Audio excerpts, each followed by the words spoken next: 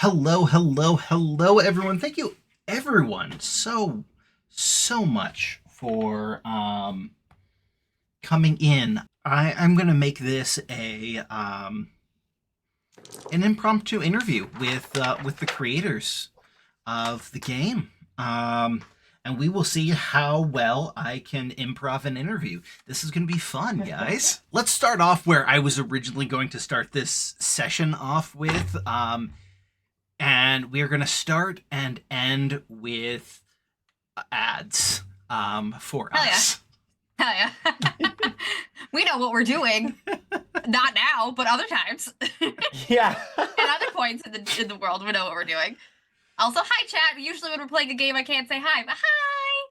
Hello. Also, We if get to anyone talk. has any, if anyone has any questions for us, free AMA. So if anyone has any questions about games or games that we've made, throw them in the chat.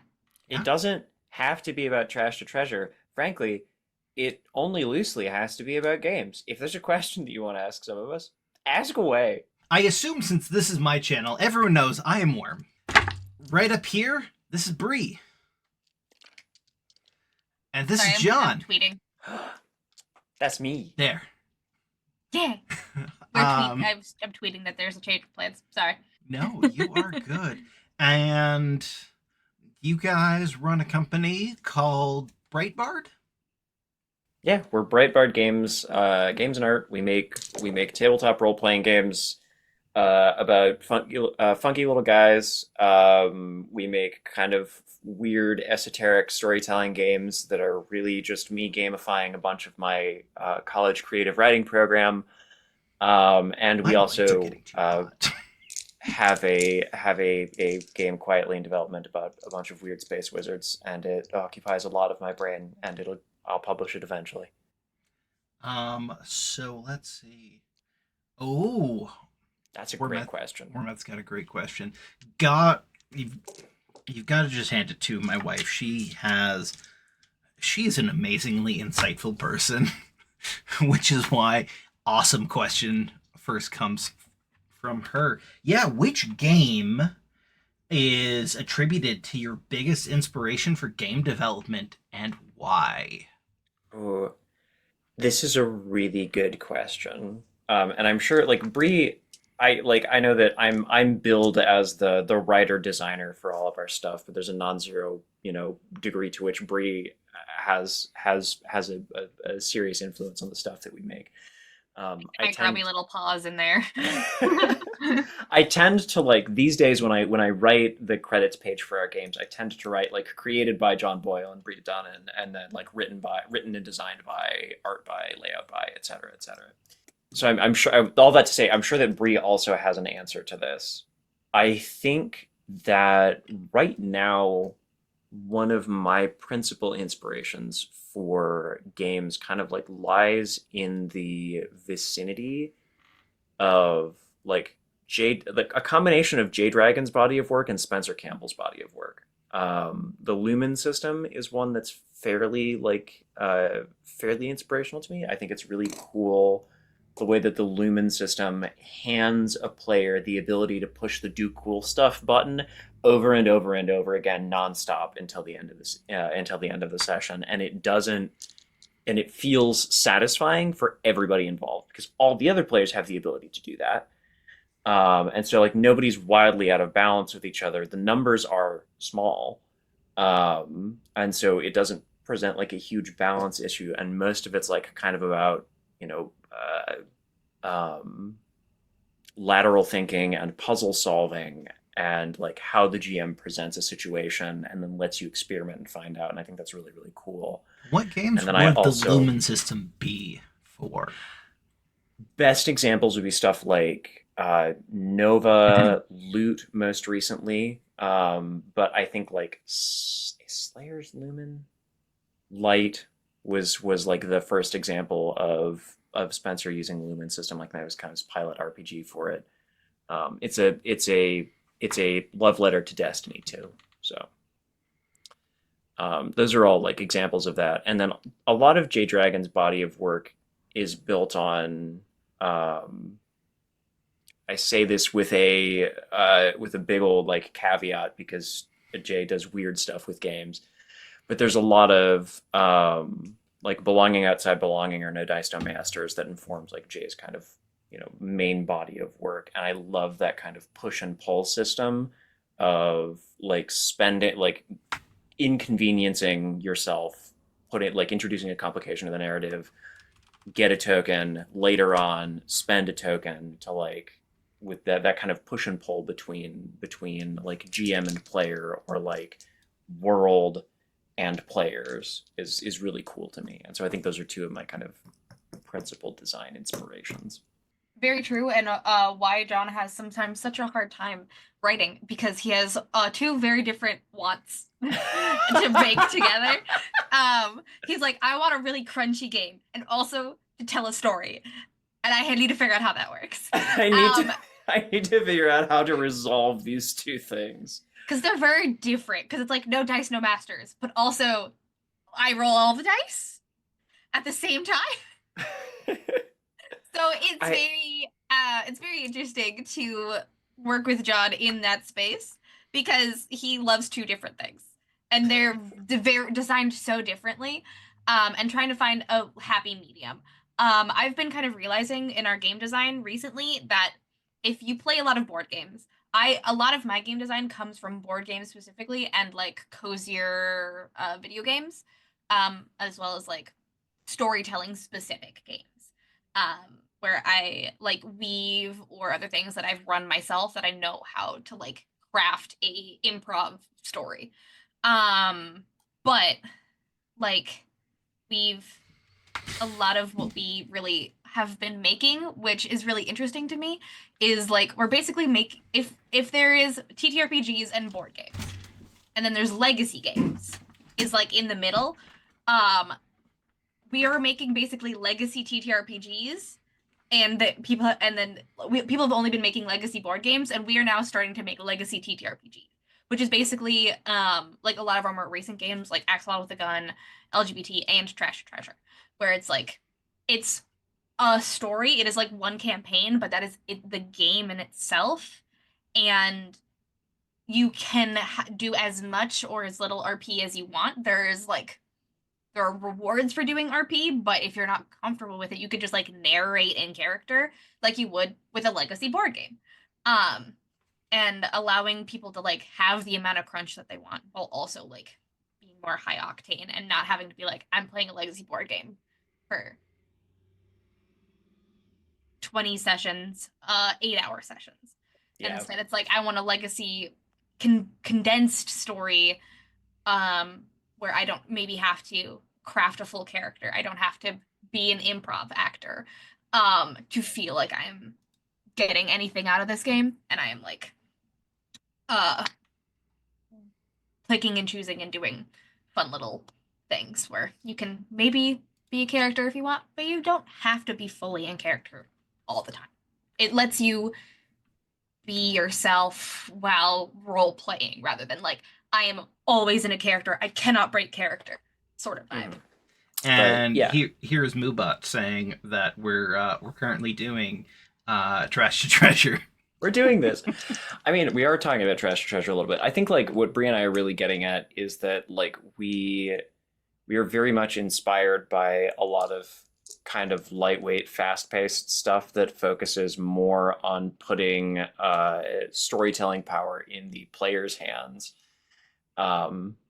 than like really sprawling, expansive stuff. And that like our desire to make a thing that you play for a long time is sort of built on the idea that you could play this for a while, but we suggest that you play it in many small pieces. It's not like a 4 hours once a week for 6 years kind of thing. It's like, I hope that you play our current slate of games and some of the stuff that we have coming out in the next year or two. Like, I hope that you play a like a 20 session campaign of those, and each of those sessions are like 2 hours, such that like if you didn't know what you were going to do for the next couple of weeks in like your D&D campaign, you could go, well, we're short 2 people, play this for a couple weeks, like that's the kind of space that I like to inhabit, because that's kind of where I live. Mm-hmm. And so a lot of the game designers who work in that space are of interest to me. Notably, Spencer's work is really of interest to me in that. And also, it's why solo and duet games are really popular among the stuff, or really quite populous among our catalog. Yeah, that is also another thing, is realizing that people want to have an excuse to tell a story while allowing themselves to also play a game. Because sometimes people are like, oh, I want to like play a video game and experience the story. And then sometimes people are like, I want a physical version of that thing, Yeah. but by myself. Or like with me and a partner. Like duet games have been like quite like a lot more in demand. Recently it feels like, and so that's where stuff like I Crave the Loop or Terminus come in, where it's like, yeah, like go on a walk with your partner or go on a walk with your friend, and you can like do a cool storytelling exercise as part of that. Yeah. And that's kind of where that lives. And like Bonds Between is like sit down and craft with your friends. Yeah. And why don't we take this moment for you to tell us what Bonds Between is? Bonds Between is the game that we just finished crowdfunding. You can still pre-order it on Kickstarter if you want for like another month or two, probably. While Lucas and I finish writing the game and then send it to Boyle for editing and all of that other stuff. But the idea behind Bonds Between is that you play a neotenic or like a modern fantasy dragon who's about this big. And you have a layer like amongst humans and other like many and varied like characters in this fantasy world, and dragons being creatures of like of hordes and of hordes and layers. You've inherited one of those things that's in sort of a state of disrepair. Your layer is run down, needs some help, it's facing some threat. And it's up to you and a person whose territory you share the border of to kind of work together to fix your shared layer. So it's a game in which you cast spells with the help of another dragon to fix up your dragon house, in short. And your dragon house can be big or small. It could be a whole building. It could be a bookshelf. It could be whatever works for you. But that's like the story of the game. I know in one of the art pieces that you've sent several times, it's a fiery seeming dragon with a book around it, and that seems a little house-like. Yeah. He's flat. Yeah. He's just a flat little guy. So each dragon that I've drawn for Bonds Between they're all based on a season, and they all have their own thing that they hoard. So like what like they're pictured with is like their object that they hoard. So he hoards books. He lives in books, he hoards books, that's his like thing, and he's like a cute little like flat toad like dragon. And he's Summer. So like hot summer day in the library kind of vibe was what I was going for, and it was really cute. And then the spring dragon is the green one that's in like a bird bath. And for me, I was like, he hoards like sculptures for me, is like cute little like sculptures or like things like that, and like lives out in like a garden. So like he's got like a bird bath and like a gnome and like a bunch of other stuff. And then we've got the fall dragon, who's like in like has little pottery collection, and the winter dragon hoards cassettes. So it's a bunch of different stuff. So like they're all pictured with their own things that they hoard. So it's very cute. It's to like give you an idea of like, oh, I'm just like a little guy.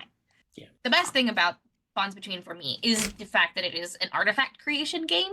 So like not only are you pretending to be a little guy hoarding cool stuff with like inspirations of like the place that you're in and things that you're around, but you also I burned this card. Yeah. You also get to make fun little like artifact creation with a deck of cards that represents your hoards. So you like take a regular deck of cards and then you draw cards. This one. You draw cards and you make little art pieces out of them. And so whenever you make sets or runs, those are wild. So it'll be easier for you to cast magic every time you make a cool art card. So you you'll have your own beautiful set of deck of cards at the end. And you don't have to go as crazy as I did. I I'm an artiste and I am a little crazy. What? No. But you can just like draw on your cards or whatever. Like you could also just do like simple modifications. We have a whole list of modifications of cards um in the draft of the game. So that you if you are like, I don't know what to do with this card, well then you can figure it out based on the suit it is or the number it is. There's like a whole list. Or you could do like very simple ones like this has cat hair on it. Like it doesn't have to be hard. It could just be silly. I'm trying to find the one that I did on stream with you, John, that was super simple. Where's my freaking Band-Aid? Oh yeah, you I stuck a band-aid on a card because you're a dragon in the. Bree and I played a chapter of Bonds Between Together on stream in which our dragons lived respectively on top of a vending machine and in the kitchen in a rundown arts building on a college campus. And our principal threat that we were dealing with was a bunch of squirrels who were steadily chewing through the roof. And so, like, if that gives you an idea of the kind of like the level at which this game's fiction takes place. Yeah, it's very The fun. best level. The best level. You can make it as silly or as wholesome or whatever. It's up to you. The story is yours, and you get to do crafts. You get to do crafts. So it's fun. Yeah. Me and Emily were like, we need to make a craft game. Emily is our layout designer, and we could not do what we do without her. And this game is very heavily inspired by me and Emily's huge desire to have a craft game. Mhm. So there is also that. Oh, when it's like what games inspire you. A lot of games inspire us, but also a lot of like life inspires us. Like the things that we love. Like, oh, I love this part of a video game. How can we make that feel like how can we make that feel in a TTRPG? Oh, I love this specific like genre. Like I really want to like make something in that. Or I want to make a game all about crafts. Or I want to make a game all about going outside. I want to make a game all about cats. Like, how can we make the things that we love into a game for people that love the same thing? So a lot of our game design comes from real world stuff.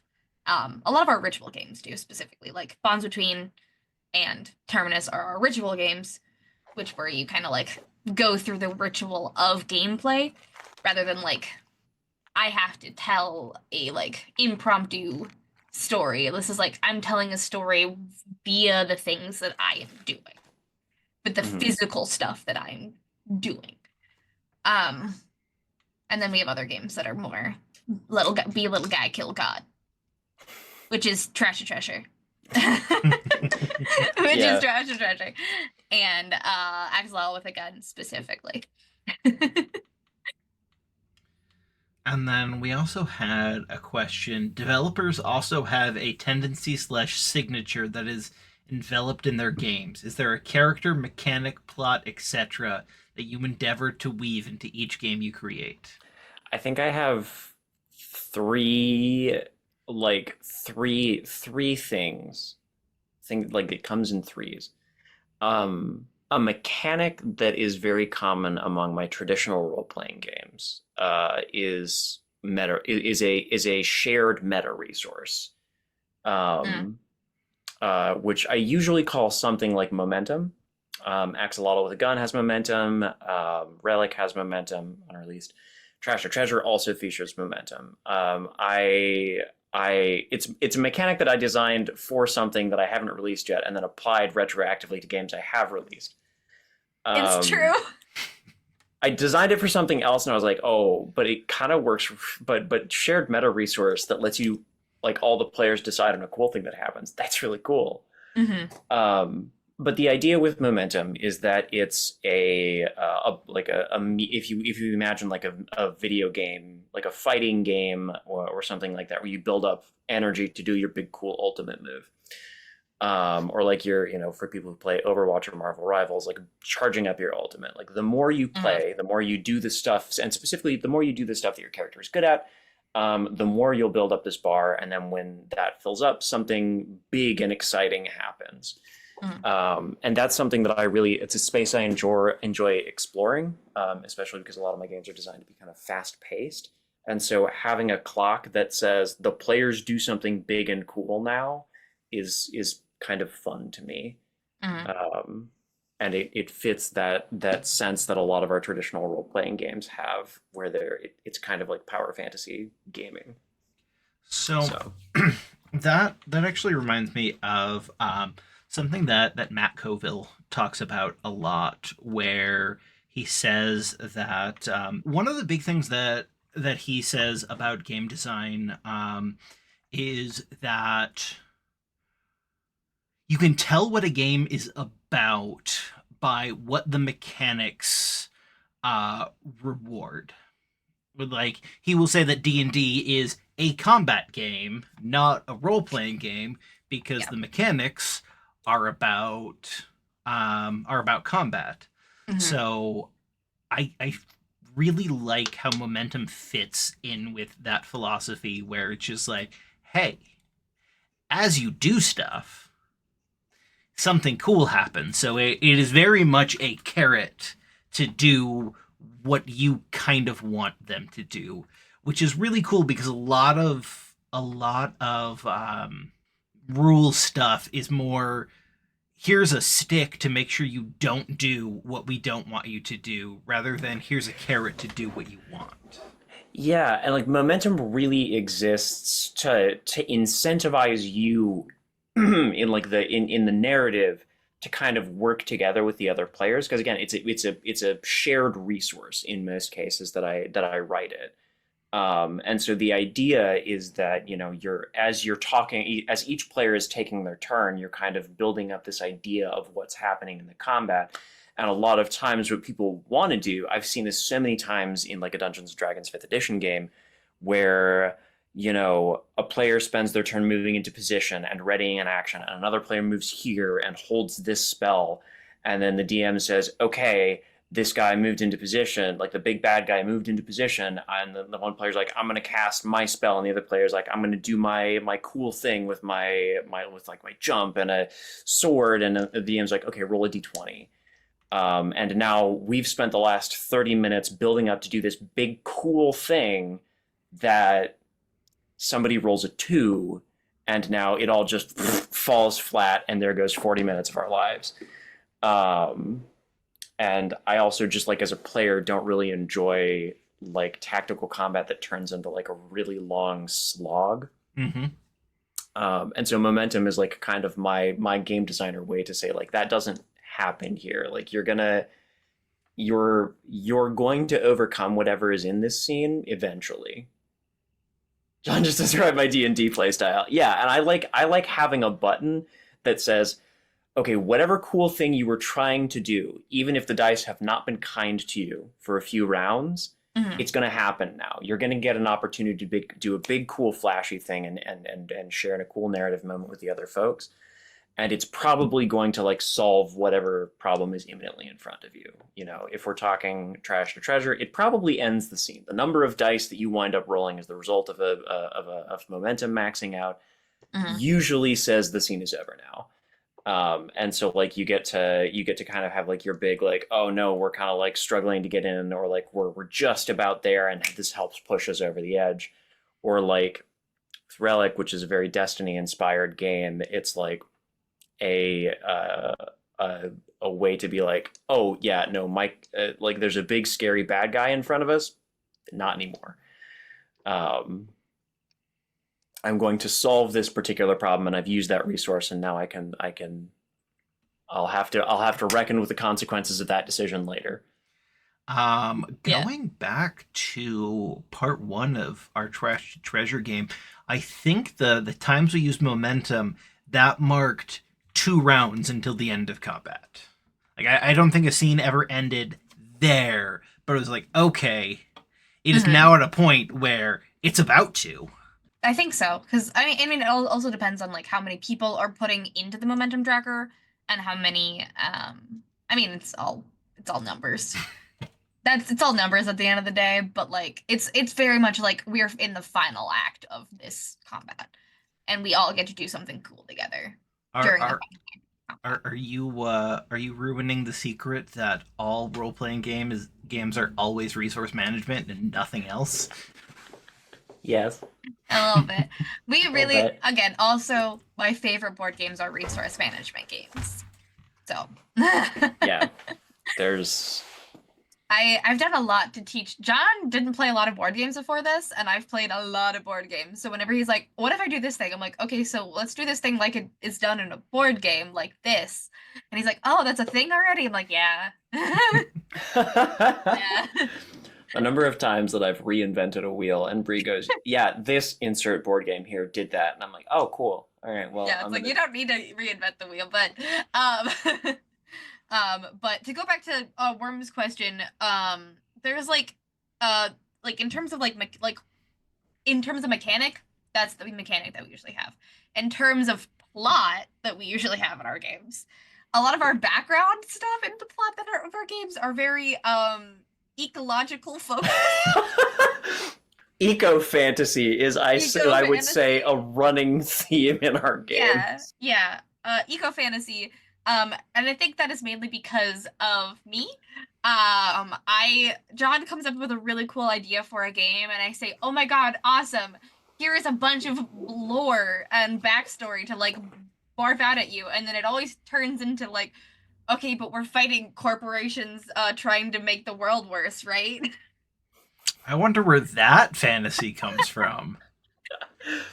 Yeah, That deeply surprising that that's a creative well that Yeah, we wind up drawing yeah, from frequently. yeah. Down with So. Joja. Down with Georgia.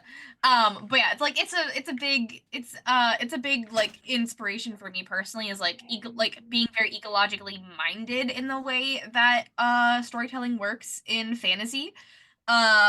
Because it is so easy in fantasy to like hand wave all of that kind of stuff.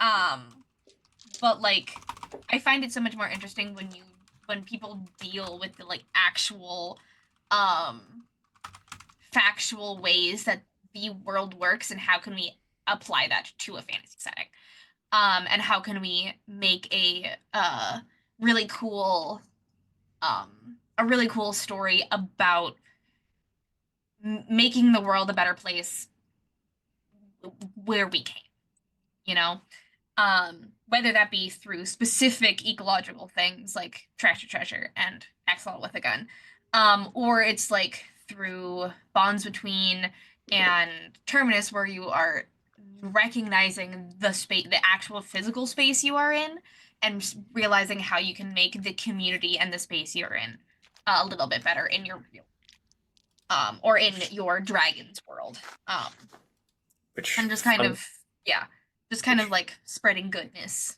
where we can. fun fact goes all the way back to environmentally and socially minded British Romantic authors, because Terminus, Yeah.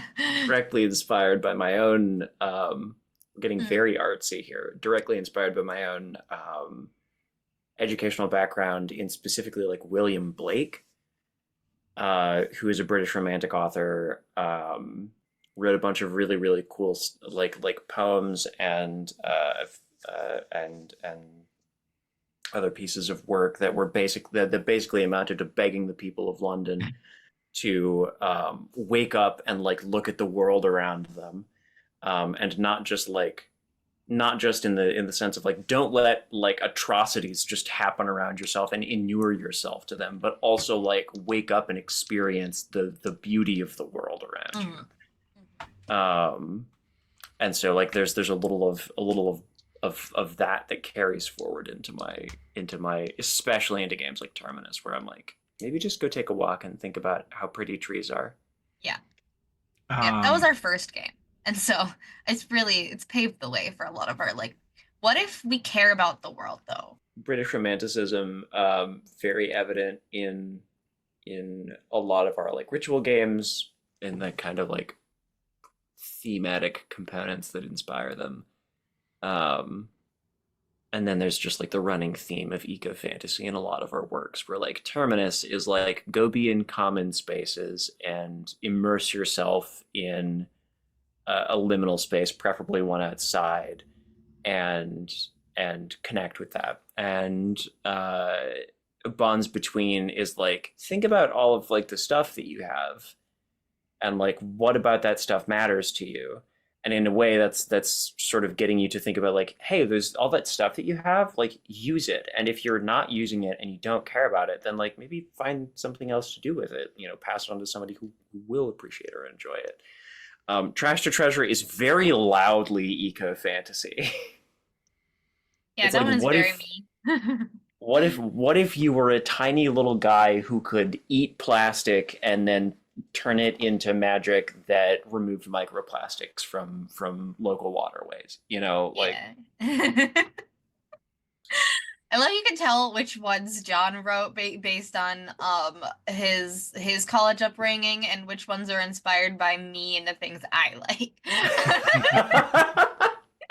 I think we're just gonna do that as a game now when we're preparing for like a new game launch. We're like, we want you to guess which one of us had the inciting idea for this game. Yeah. And Yeah. whoever's right gets a signed copy. Like, I want you to guess who, based on what you know about us, can you guess which one made this plan? I will say a lot of them are John, but a lot of the weirder ones for sure are like I will say a lot of the Be a Little Guy Kill God were inspired by art I've done. yep. I think all of our Be a Little Guy Kill God were inspired by art I've done, which is very nice. So Yeah, there's not. you apparently have a calling card, Brie. I do. I mean, I have a lot of them, but the ones that people really resonate with are little guys with weapons. People love a little guy with a weapon. Specifically Axolotl with a gun. That was a doodle that I did on my stream. It was like a 20-minute doodle, and then John was like, I bet by the end of the stream I can make a game about this guy. And he did. And now it's our bestseller. Yeah. Yeah, and now it's sold almost as many copies as like some of our older mainline games. Yeah. Well, I mean, at PAX Unplugged that you guys were at not too long ago, the big thing that I know from there is you guys ran out of Axolotl with a gun. I'll never travel to a show with less than 150 of that game ever again. Yeah. We came with 75 because we didn't sell out of like our stock. We just sold out of what we brought to the convention because we are from Minnesota and that was in Philadelphia, so we couldn't bring the 500 that we had like ordered. So we brought like 75 because we'd sold about 60 at Gen Con. And then we sold like sold out of the 75 that we had by Saturday. And then on Sunday we were emergency stapling our own copies that we printed at Staples for people that wanted it. So moral of the story, you should have brought all 500. We should have brought all 500. We should have shipped all 500 to Philadelphia. No, it was crazy. It was really, really crazy. And now it is our bestseller. And I'm very excited for Trash or Treasure to get on the market because I have a feeling that while I don't think it'll fly off the shelf like Axolotl with a gun, I think it'll be a very steady seller because one, it's really fun. I really like playing it, and when you tell someone that you are a goblin magical girl that is fighting corporations, how could you be like, I don't want to do that? Yeah. How could you say no? So when I when I first approached you guys with this idea, it seemed like, yeah, this could be fun. And then we had the first part of this, and it is one of the most fun times I've ever had playing a game. 100%. What I especially love about Trash to Treasure, and maybe you guys can talk to this. Is so it's a very very player facing game. Mhm. However, unlike basically every very player facing game I've played before, the DM actually gets to do stuff. Like I get to roll dice too, and Just a fuckload of dice. yes, like one of my big things is one of the games that I've wanted to run for a long time is Numenera. One of the things that kind of stops me from that is you as the game master, you don't roll a die ever. Yeah. Not a single time. And dice rolling is kind of why we play the games. Like, You want it's to have fun stuff. part. You want to have stuff. Sorry, I forgot that I had a dice that looked like a bullet. I want to roll my pile of click clack math rocks. You know. Yeah. I like it when the math rocks go burr. I collect them for a reason. They're cool. They're cool. This one looks like a bullet. I am definitely married to a dice goblin, and there is unfortunately a forever unreleased scene from something that we attempted to do where I did a visual gag where I was rolling really poorly, and someone was like, "Worm, you need to get another set of dice," and I'm like, "Okay." And I step out a frame for a second, and I step back in, and I'm like, "Which one?" And then I just start tossing dice bags, and I had like 20 of them, and it's just like, which one? And I start tossing all of them.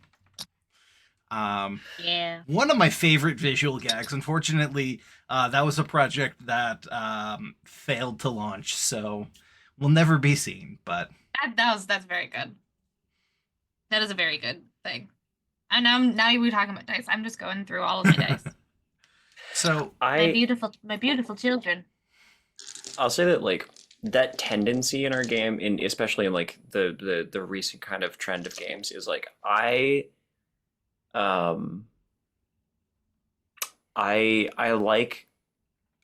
to pay a lot of attention to what the GM is in games where I have a GM. I try to pay a lot of attention to what the GM is doing, and what that looks like, and then also be very intentional about like telling them what their role in the game is, because a lot of games don't really do that.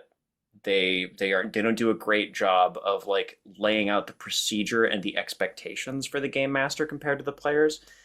Because like the game master is playing the game too, and I want the game master to feel like they're having a good time, even though from the player's perspective, what they're doing is just taking fat L's all day. Like, you know, your job as the PvE environment as the E in like the player versus environment here is to set up a situation where your players will have a good time solving a problem that you've created. And so like if the players get to roll tons of dice to do their cool thing, I want the GM to be able to do that too. Like if the fun of the game is roll fistful of dice and say wild shit, I want the GM to have that too, you know? So like in the scene, you know, from our first thing where it's like, yeah, it's a giant dumpster titan. It takes some of the fire that like you blasted onto it and sucks it into one of its arms and converts like a dumpster into a flamethrower from like the metal heat, and then tries to blast you with like superheated garbage. Like that's just a fun, silly, like, okay, you did some cool stuff last round, but like, oh no, problem's still here. Roll a big pile of dice. Here's a new problem for you to solve, and also I get to picture this wild thing happening. So well, I remember in that scene in particular, you the first round you guys were kind of unfocused and didn't really take the giant garbage golem seriously until it hit one of you once, and then you're like, "Oh, we need to stop what we're doing." We need to stop what we're doing and kill that thing. Yeah. Yeah. And then it never got to do another thing again. think it survived 2 more rounds, but did not get to do anything. Yeah. It was, yeah, we did a very good job of like, we can't get hit again. Not again. Mm-hmm. Yeah. And I think one of the fun things about Trash or Treasure is that, like, as the GM, the way that you set up a round is by rolling your big pile of dice and saying, here's a set of consequences that will happen if not addressed. And so, like, you get to act. You get to say, like, here's what the villain does, and then the players spend their resources in response to it, and then you resolve the scene at the end of it, by checking, your remaining dice if there are any, and if there's not any, then, like, the players responded in a certain way to your kind of actions as the GM. So, like, bad guy did something, and then the players spent all of their energy to make sure that they could mitigate the consequences of whatever bad guy did. Yeah. That is like, if I had to do one thing to address, I don't even know if I would call it a problem with Trash to Treasure, but playing it this way that we are, not in the same place, it doesn't have the same kind of, oh, that this pile of dice is always staring at the players. Yeah. Mm-hmm. I imagine you guys would have played differently if we were sitting around, say, my dining room table. It's one of the things, and, like, I'm gonna pull up the Trash to Treasure draft for just a second here. One of the things that I wrote in the GM section and revised and did an editing pass on this week is talking about this in particular, online play.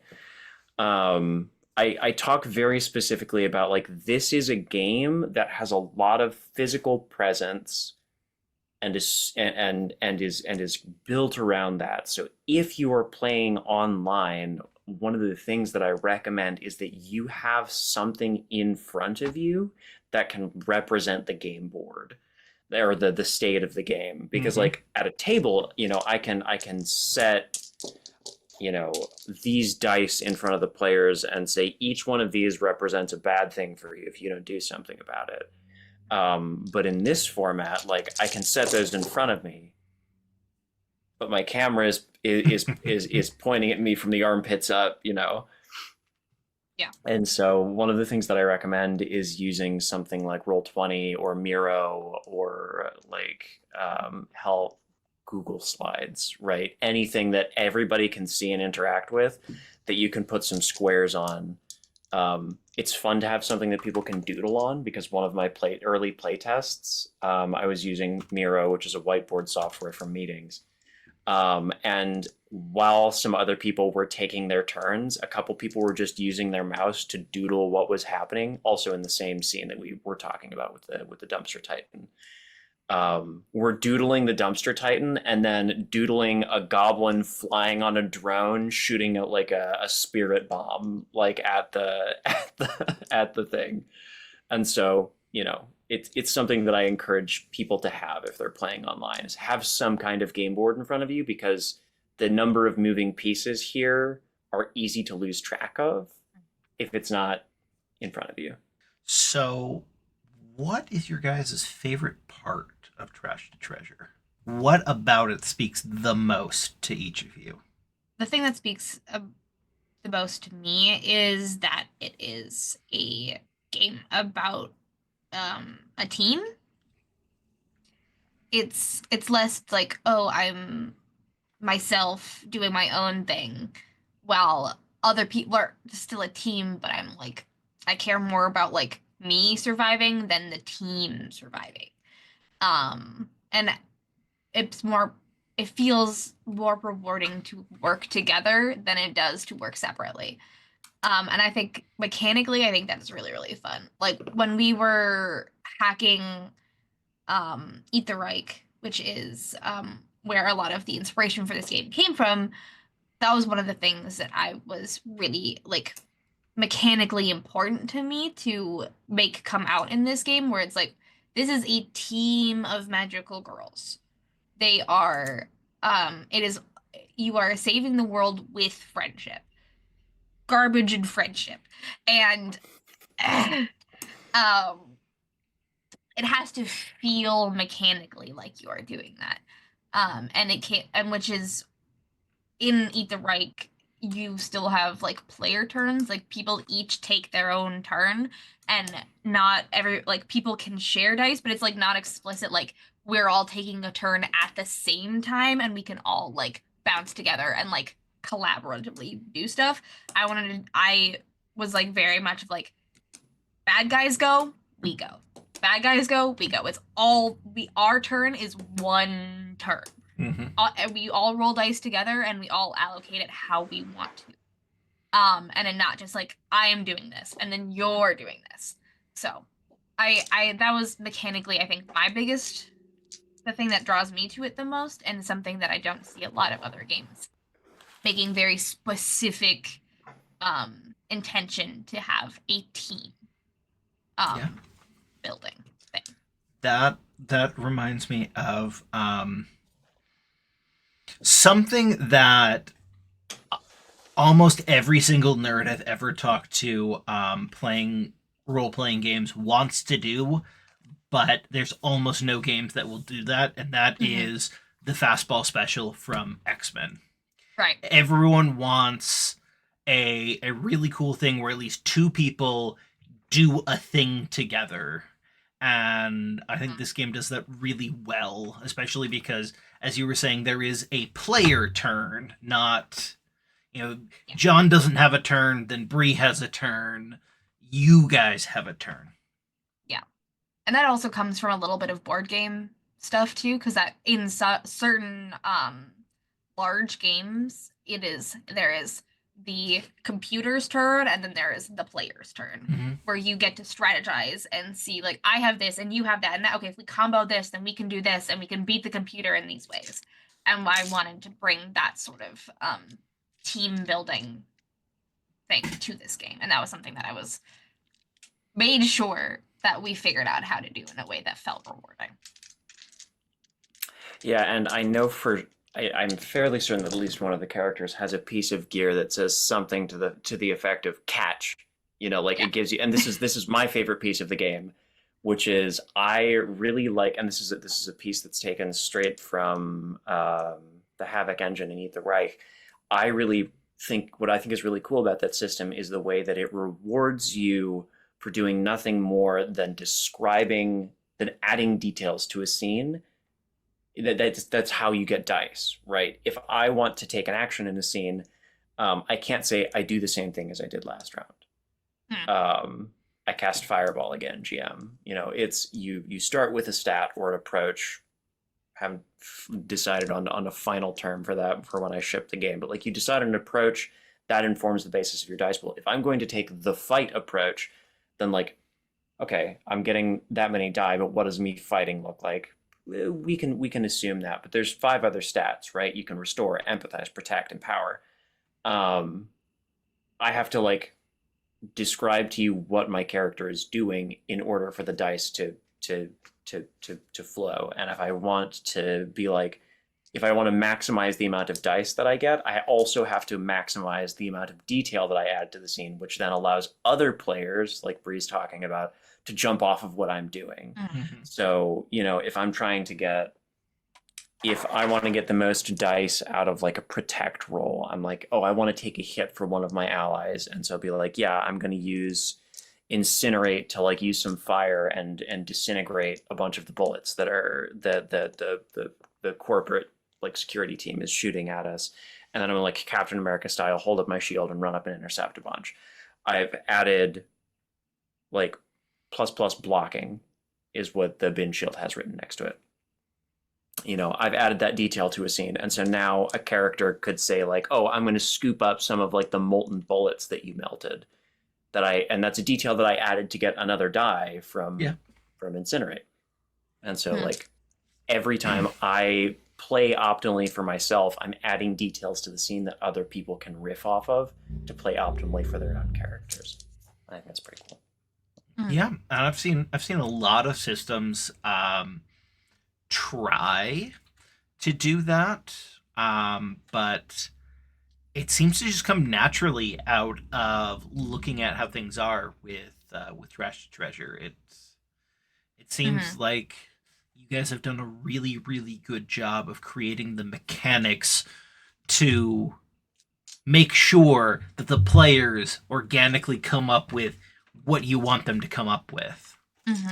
Yeah.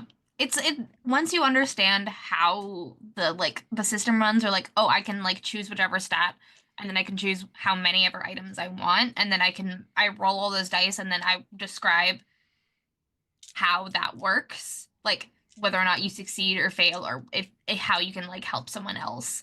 Like it's again, it's the collaborative storytelling that comes naturally with a lot of role-playing games, as well as like here are the things that I'm adding to the scene. Now let's narrate how that works. And as long as you get that sort of rhythm, as long as you when that rhythm clicks, it's like, oh, I know what I'm doing. I know how we're supposed to play this game. I get it. And that it's not, oh, it doesn't always click with people the first time or the second time, but it also depends on like the kind of player you are. But like we've tried very, very hard to like be like, this is collaborative game. You can choose whatever you want as long as you all work together to tell the story. Now, we have the most hard-hitting journalistic chat question that is possibly the most important thing anyone has ever asked anyone, especially when it comes to game design. Odds and Ends says, okay, but how did you design all their outfits? Oh, okay. So Treasure Treasure came about from John trying to make a game of art that I had already done. I had already designed these characters, I think like a year in advance of the development of this game, because I thought it would be cute. I was like, you know what? I think it'd be really cute to have magical goblin girls. It'd be super, super cute. And I started with Bernie. Bernie is the fire one. Because I was like, oh, she's like a trash fire. Oh my God, so funny. And so it was like a little project for myself. And so I was like, okay, well, what would this cute little anime girl like wear if she was like a goblin made of trash? Like, or really loved trash or things like that. I don't, again, remember how I got inspired to do this. My community on Twitch and on stream is very goblin focused. So anytime anyone They love they love goblins 2022. so much. 2022 is the year of Goblin mode, and Yeah. we never stopped. Like we as a stream community never stopped being in Goblin mode. Mm-mm. No, they loved it so much, and so they just kept coming up with like, what if you were a goblin like this, or what if you were a goblin like this, and what is goblin culture like? And we're like huge lore fiends there. So I was like, okay, so like, okay, if she's a magical girl, obviously, and her hair is gonna be like a bright color. So I was like, her hair's on fire, and she's got a trash bag dress. That's adorable. And you know, she's running around and her weapon's on fire and she's got a shield. Adorable. And then I was like, okay, but now what about all of the other elements? Um, and so I started thinking like, okay, but what, and then I was like, okay, but what are like the trashes of these other elements? Like trash fire is like, oh, it's like burning trash. And then I started thinking like, then I started getting like really ecological with it because I was like, okay, then so what is like the trash of air? I'm like, it's air pollution and smog and smoke and haze. And so I then gave her outfit to be all of the things that were like that you would use in doing stuff with air, I guess, as like air filters that you would put in your house. Like that's her like she's like wearing basically an air filter vest. Guys, stop. My hair's on fire. How about yours? So Yeah. then it's a mix of the love of magical girls and goblins that made you say, what if we combined them? Yeah, I would say that. It's very much I love goblins. It is a hallmark of my my style of art now. I draw goblins all the time. kind of almost 3 days a week, and it's very fun. And I adore magical girls. Magical girls is what I grew up with. We talked about this a little bit off screen, with how Yeah, can you give us a flash of your desk mat? yeah. So uh this is Cardcaptor Sakura, the best magical girl anime ever. And it's my desk mat, and I love it. And I grew up on Cardcaptor Sakura. It came out in 1998. I was born in 1998, and I learned how to read, so I could read the subtitles um, of the anime. I love it so much. I've loved magical girls for my like so long, and it's a huge hallmark of like my personality and anime in general. And So so I thought it'd be really cute to make goblin magical girls. you're kind of ruining my idea that you sat down with your sketch pad one day and Sailor Moon was on, and that is how Treasure began. It- What was that?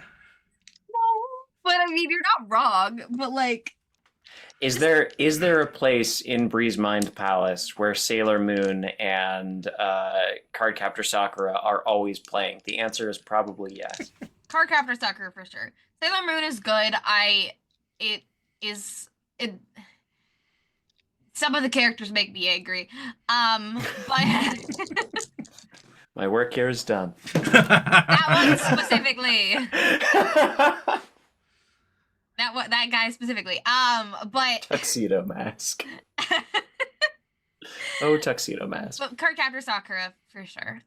Which is weird because a lot of Cardcaptor Sakura doesn't really have a like magical girl sequence. They don't have. She doesn't. I'm not gonna get into it. I'm not gonna get into it. But like a hallmark of the magical girl thing is like they have to like transform and stuff into like a like superhero. And so I was like, what if their superhero outfits were trash because they're goblins? And so I made a bunch of really cute like Lolita magical girl outfits based on the different kinds of trash you find in the world. So like earth trash, like composting, which is like rotten food and cardboard and like chicken wire. And then ocean waste, which is, plastics. We all know the ocean waste. Plastics and oil and fishing line and plastic bags and bubble wrap and things that suffocate animals. Um, and then treasure. I wanted to get all the way through to so that we had fire, earth, air, water.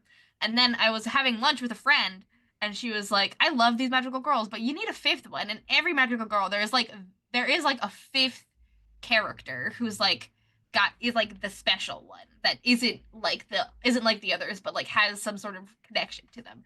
And I'm like, okay, but then the like you need like the heart, like very Captain Planet-esque. And I was like, okay, but what's like the pollution of the heart? And then we were like, greed. Greed. Greed. So she's wearing a bunch of very like regal looking clothes.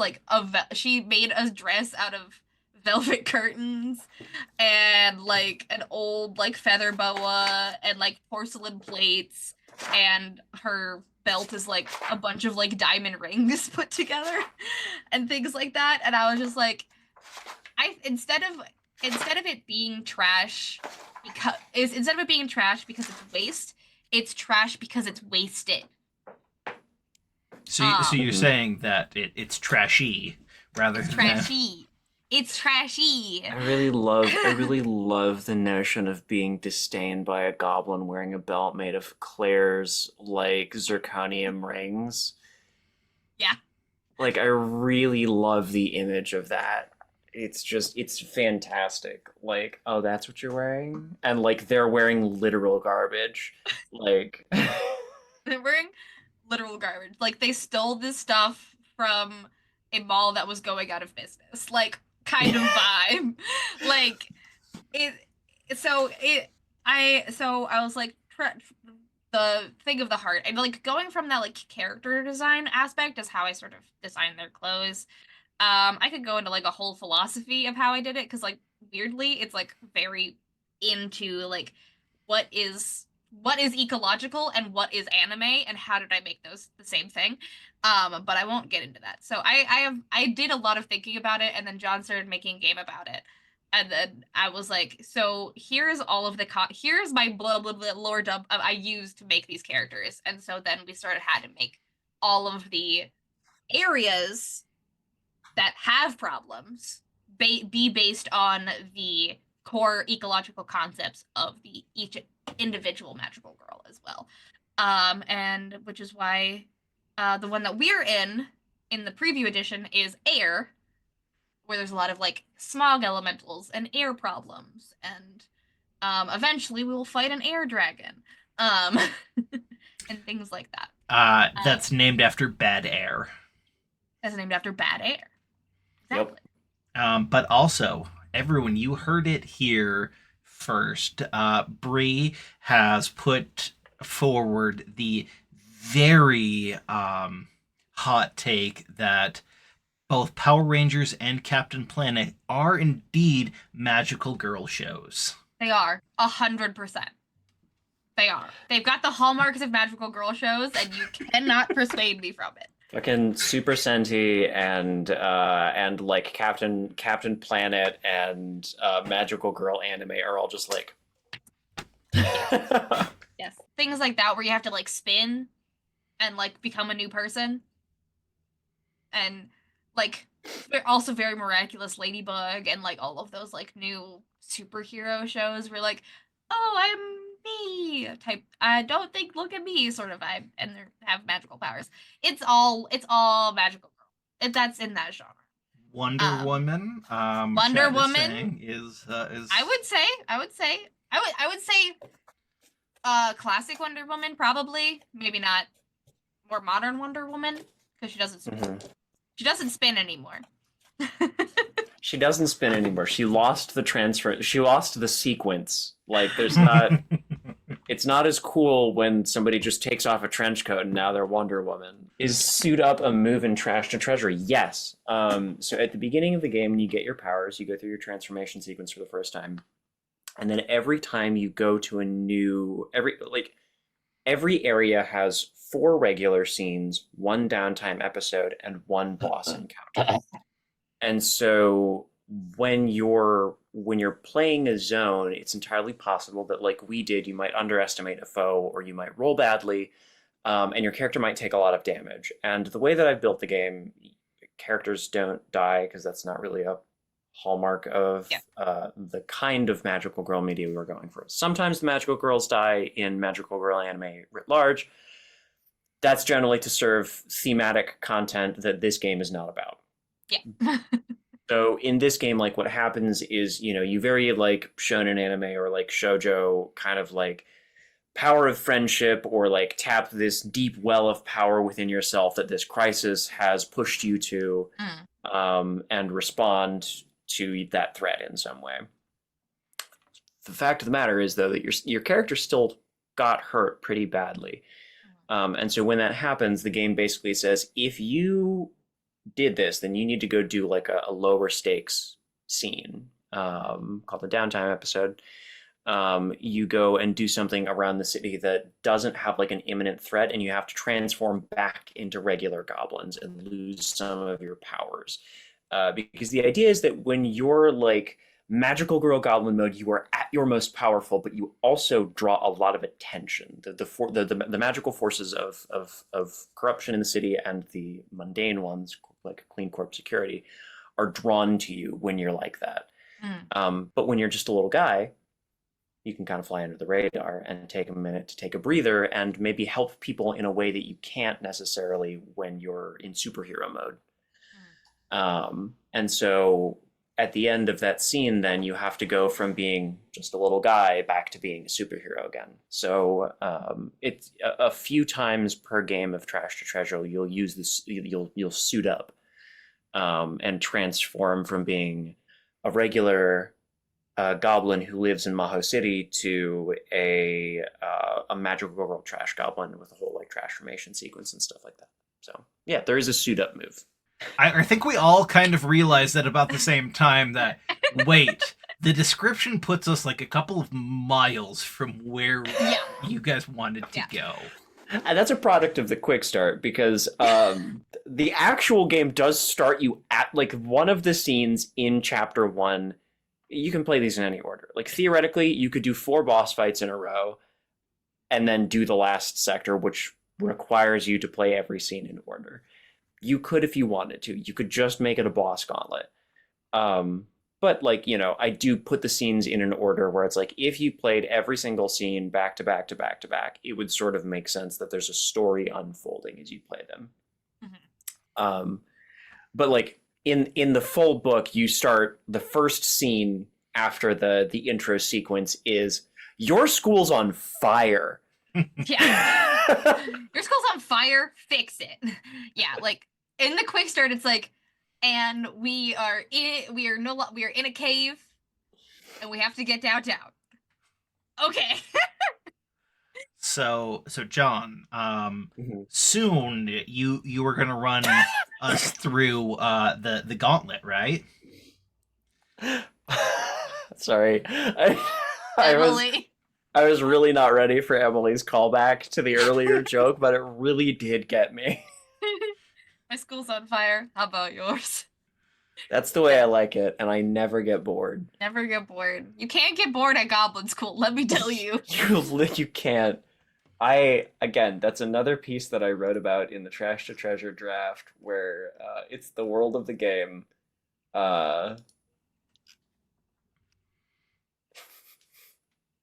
Now, seriously, I would love it if at some point once things are finalized, if John, you or maybe even you, Bri, can run us through a Trash to Treasure. I think everyone would enjoy that. It would be really fun. Gauntlet. A boss gauntlet would be fun. Mm-hmm. It would be very fun.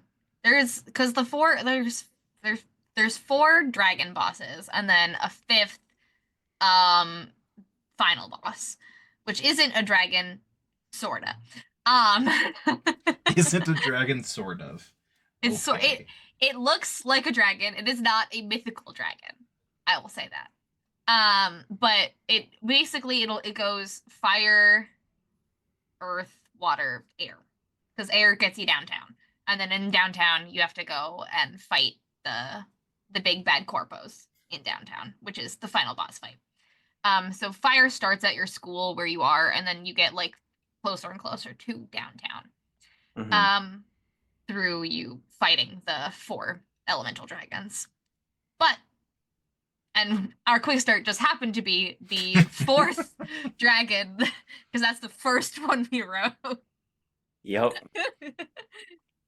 What other games have you guys made? We've talked about Trash to Treasure. We've mentioned Axolotl with a Gun a few times.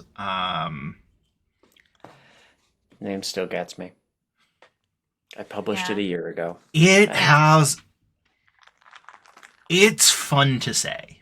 It's fun to say. It's good to say. Yeah. So like Axolotl with a Gun is more or less Trash to Treasure light, mechanically speaking. Like it's a lighter weight version of Trash to Treasure.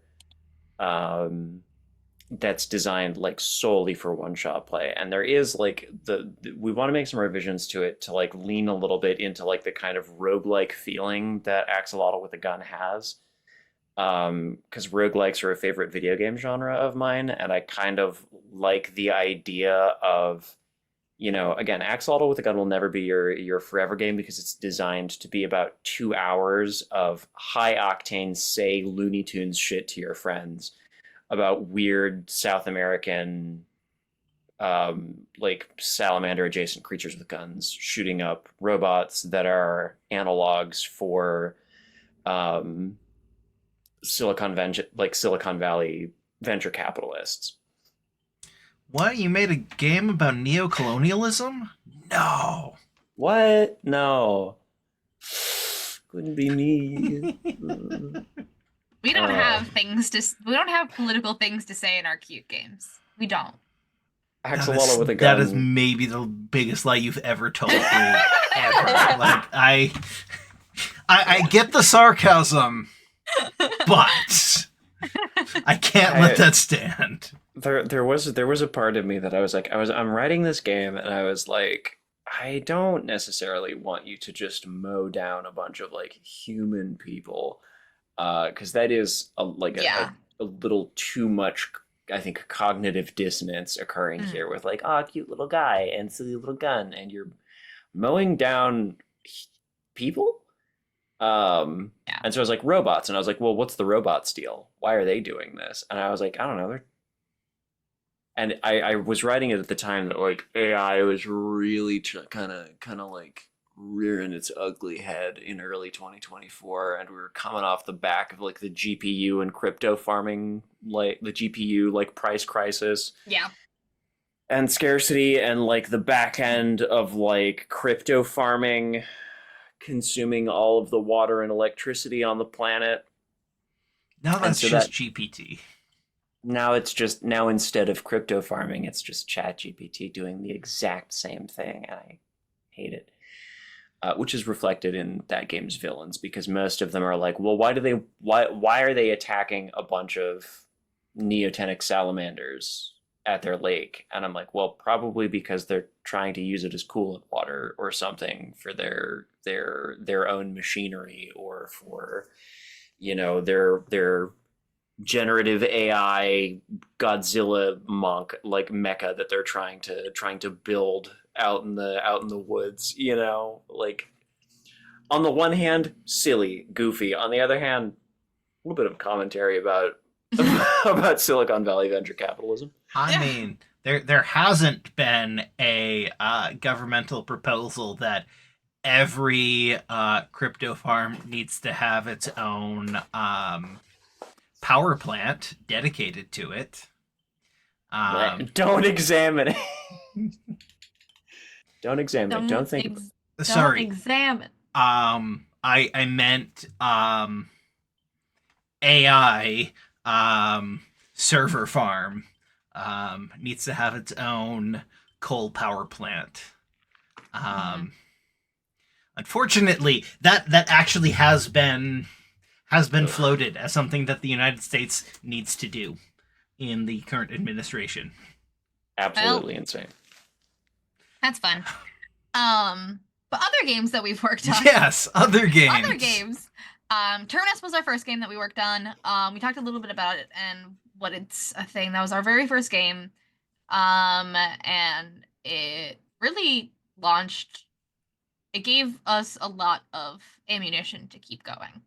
Our next game that was for crowdfunding was I Crave the Loop, which is a very, very different style, and is a single and duet game about eating a snack and running away from an eldritch cat, which is very fun. I think the way that I describe it is frequently to people is it's a roguelike, RPG about pet ownership and snacking. Yeah. Because if you have ever owned a pet in your life, you know well the experience of developing a sixth sense for open containers of food in the house, and the relative proximity of your animals. Like if I walk out, to the breakfast table in the morning, and I set down a plate with a piece of toast with some scrambled eggs on it, and I walk back to the kitchen to fill up my water bottle, in my head, as I leave that room and turn my back on the eggs and toast, I'm running a calculus. I'm like, when was the last time that I saw Ghost and Hatch, or our two cats in this house? And are any of them in my line of sight? Yes, no. If not, how far away from the toast do I think they are? And do I think that's enough time for me to fill up my water bottle, get back to that table to shoo him away from it if he's in the living room? And that experience, that's what I Crave the Loop is about. Yeah, that was our second crowdfunded game. I feel like we made other games in there, but I don't remember. Well, we I don't think so. could. Crash Cafe. Oh, we made Crash Cafe. That's right. We made Crash Cafe and Beloved Mhm. in that time. And that was a lot chiller of a time. Which was nice. We also have 3 one-page games as well. Kobolds and Trenchcoats, Monsters and Microphones, and Create and Chaos, which are all lasers and feeling sacks that were pre-terminus and have been grandfathered into our catalog. When we made Breitbart versus just John writing games. Yeah, And then there was the era of like John writes games and hires Bree to do freelance art for them, and then we did Terminus, and I was like, "Hey Bree, do you want to be my business partner?" And she was like, "I'm already your business partner, idiot." I'm already your business partner. Yeah. Very much so, yeah. And then I Crave the Loop happened. And then we found out we were going to be vending at Gen Con, this is last year. This is last year.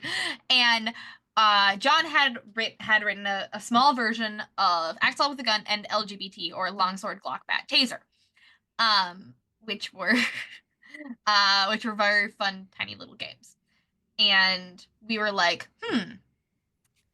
we need more games than just our one-pagers, I Crave the Loop and Terminus, to be at Gen Con to have a booth. So, in about a few weeks, me and John made 5 books. Yeah. We printed I Crave the Loop. We printed Axel with a Gun. We printed LGBT, and we printed Beloved. And we had and started another book. It was kind of crazy. And so that has been our catalog for a very, very long. By a very, very long time, I mean from Gen Con until now. That is the printed books we have. And then now is Trash or Treasure and Bonds Between. And Tipsy Whispers. Because John made Tipsy Whispers in between them too. Which is, I will let John talk about that. But pretty much all of our games that we've talked about is, we have a small catalog, but we do a lot with it. In the last 3 months, you've done 2 Kickstarters that were both successful. Trash to Treasure and now Bonds Between. So you guys are quickly expanding that small catalog. Yes. That is our hope. Because after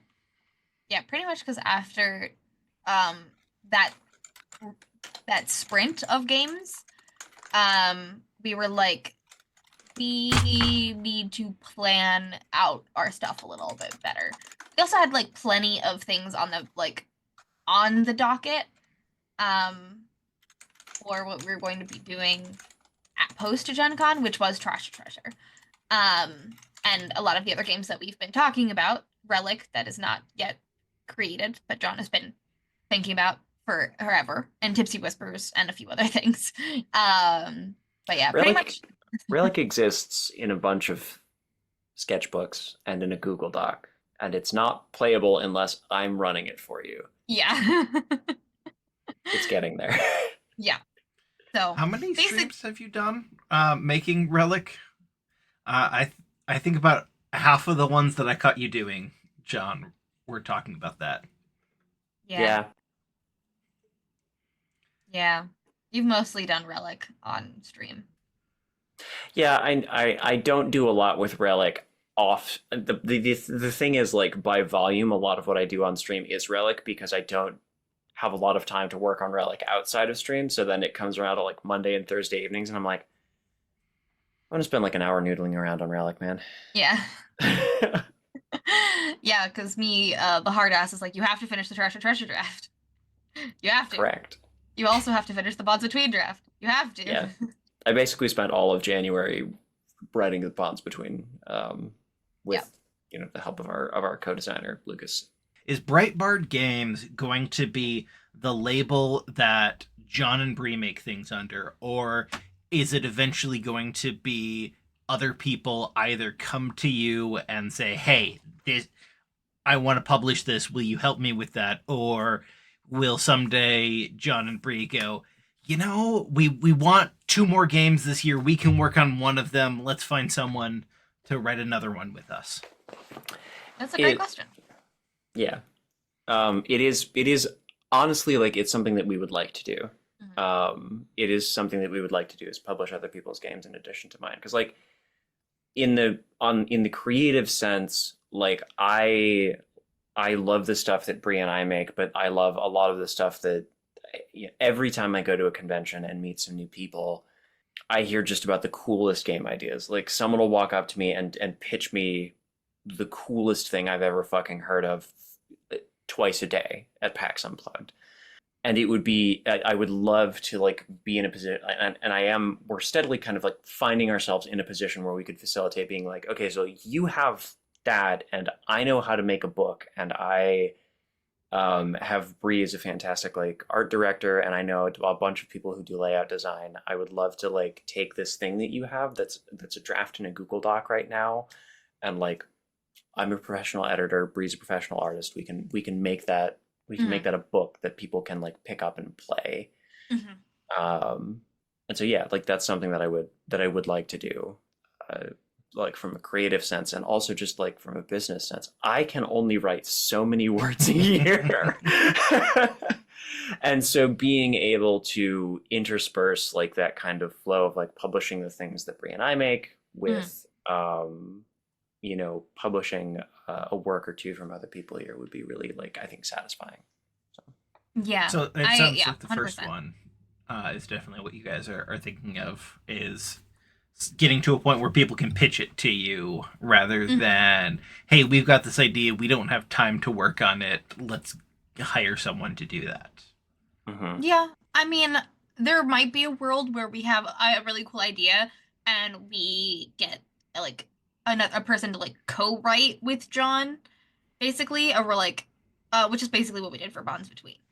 Where we had this really cool idea for Bonds Between, and we were like, we want to work with Lucas and Emily, in a like writerly capacity to create Bonds Between. So we already have kind of like pitched an idea to someone else and be like, hey, do you want to be our co-writer on this project? I don't think there's ever going to be, at least for probably the foreseeable future, unless we unless we increase our workload so much in the next few years where we're like, we can't touch this, you have to give us a finished game and we will just publish it for you. We would love to have games where we can be a part of the creative process on it. It doesn't have to be most of the creative process, but it like just for us to like be like, does this fit with our catalog? Does this fit with things that we believe in?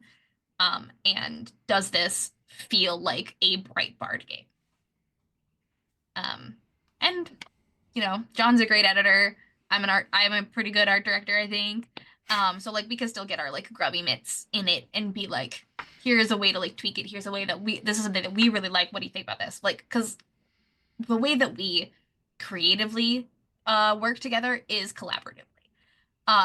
Yes, I do art and John does writing, but as we've already talked about with Trash to Treasure and a lot of our other games, it's a conversation of creativity, and it bounces back and forth of how it gets created until it becomes a final product that we both love. And that is something that we would want to have if we have some other people on our team as well, or come to us and want to like, hey, I want to fully make this thing. We want to have that, be able to have that ability to have that creative back and forth. We're not going to be a strictly publishing company where it's like you come to us with a finished game and we make it a thing. We want to be part of that creative process.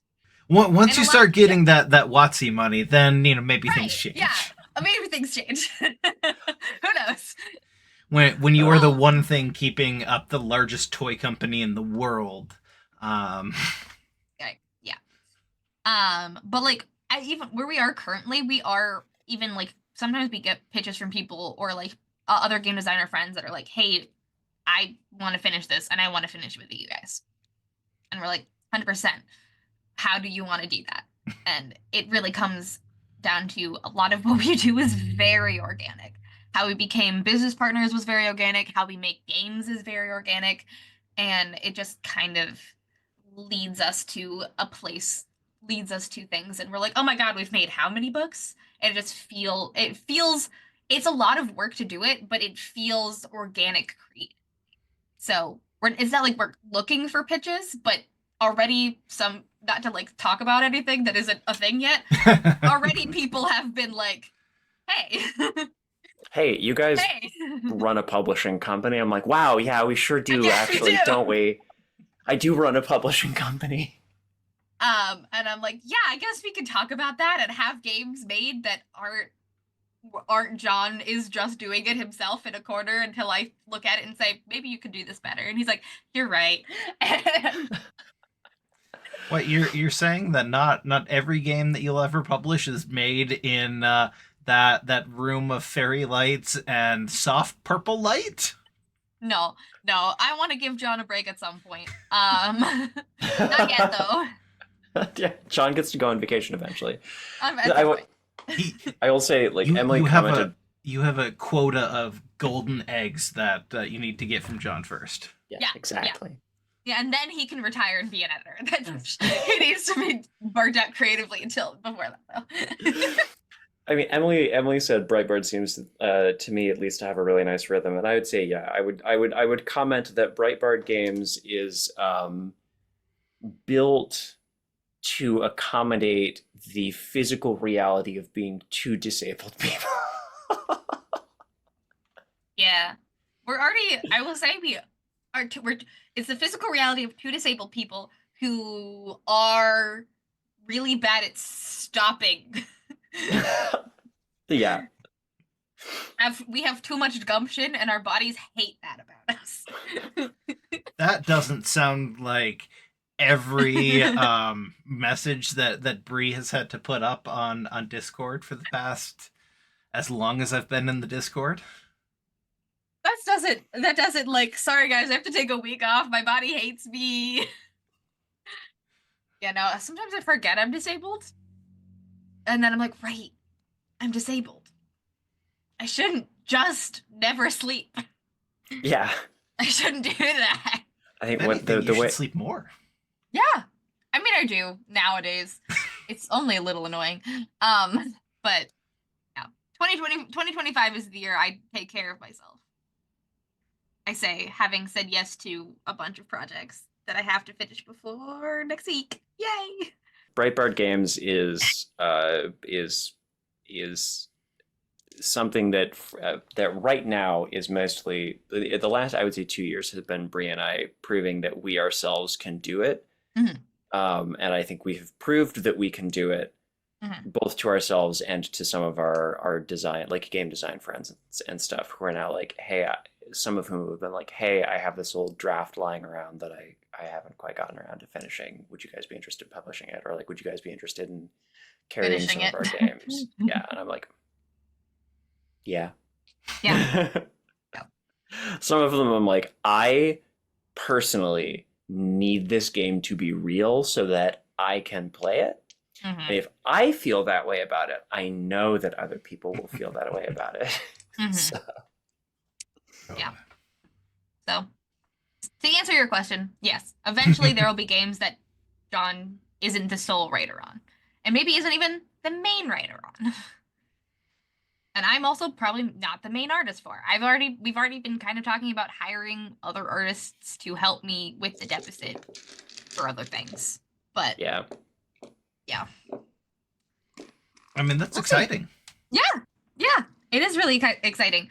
We don't have a whole lot of budget again, we are a company that is doing pretty okay, but like we don't have the budget to like sustain ourselves. Like it's still very much like kind of a part-time salary, but a full-time job. So what you're saying is it's like being a Twitch streamer, which all three of us are, where yeah. I saw some stats recently that I'm in like the top 4% of Twitch creators, and it's like, that's awesome. I can't guarantee a payout every month. So Yeah, I'm in the top, I think, 1%. And I do get a payout every month. Yay. But it's not a huge one. I mean, to get a payout, it's $50. Right. Exactly. So as long as you cross that threshold, which is yay, I can get dinner for two at a fast food place. Yeah, right. Dinner. And I like to call it creative audacity. Being Creative. disabled and working yourself too hard. I call that creative audacity. yeah, that sounds about right. That's right. Yeah. But yeah. The future is looking bright. I think. It's looking bright, Bard. I was trying to figure out the best way to make that joke, and it's just like I could go the pun route, or I could try and make it an actual super funny, and you beat me to it. I'm sorry. Yeah. That's your slogan now. Future's looking bright. Bright Bard. Yeah. It's a very like 90s television commercial slogan. It is. That's exactly. But yeah, I don't know. It's going well. Excited to make games. Excited for our next one, I will say. We talked about it on John's stream.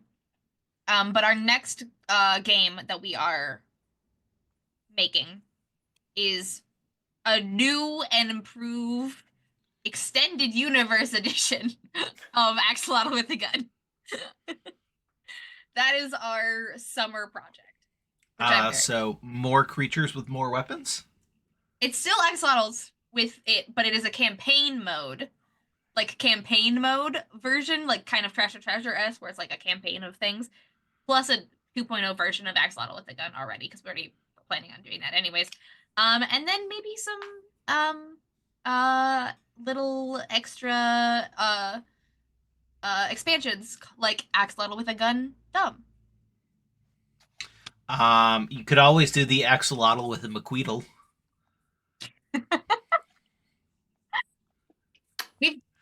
We've been pitched so many little expansions, and I'm so excited. We're also planning on doing a game jam, which is basically like little guy with a weapon game jam. So you make your little guy with a weapon game in the same, like, using our rules, basically. And then we'll have a giant compendium of little guy with weapon games. And it will be so much fun. Somebody was like, rhino with a ray gun. No, it's not a rhino-sized ray gun. It is like this big, and you are a full-size rhino. And I was like, amazing. Pack it, ship it, submit it to the jam. I don't care if you've never written a game before. Submit that shit. Yeah. Someone said, it was like, you are a cow with a...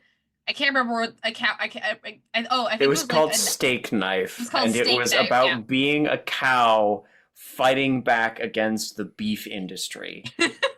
And I was like, my God. Their secondary pitch for the name was to keep it in the X with the X was bovine with a bazooka. I love it. We shall be little animals against the authorities. The Axel with the gun way. Mm-hmm. I mean, I think you put it best earlier. Little guy that kills God.